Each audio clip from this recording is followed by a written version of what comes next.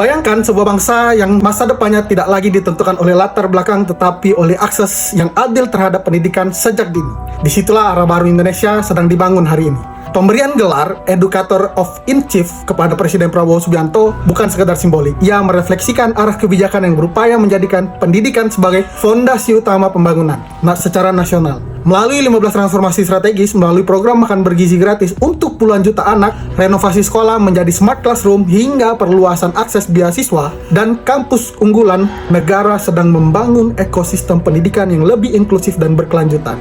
Dalam perspektif hukum, kebijakan ini berakar kuat pada Pasal 31 Undang-Undang Dasar tahun 1945 yang menegaskan bahwa setiap warga negara berhak mendapatkan pendidikan dan negara wajib membiayainya. Ini sejalan dengan asas keadilan distributif, di mana negara berkewajiban mendistribusikan sumber daya secara adil, terutama kepada kelompok yang termarginalkan. Lebih jauh, jika ditinjau dari teori hukum pembangunan ala Mukhtar Kusumajaya, hukum harus berfungsi sebagai sarana rekayasa sosial atau law as a tool of social engineering. Program pendidikan yang terintegrasi dari gizi, infrastruktur, hingga kualitas tenaga pendidik menunjukkan bahwa hukum tidak hanya mengatur, tetapi juga mengarahkan perubahan sosial secara sistematis. Nah, langkah penyaluran tunjangan guru secara langsung tanpa birokrasi berlapis juga mencerminkan penerapan asas kepastian hukum dan efisiensi administrasi yang menjadi bagian penting dalam prinsip good government. Negara berupaya meminimalisir distorsi, memastikan hak para pendidik diterima secara utuh dan tepat waktu. Namun demikian, dalam kerangka akademik, kebijakan ini tetap memerlukan pengawasan yang kritis. Asas akuntabilitas dan proporsionalitas harus menjadi instrumen evaluasi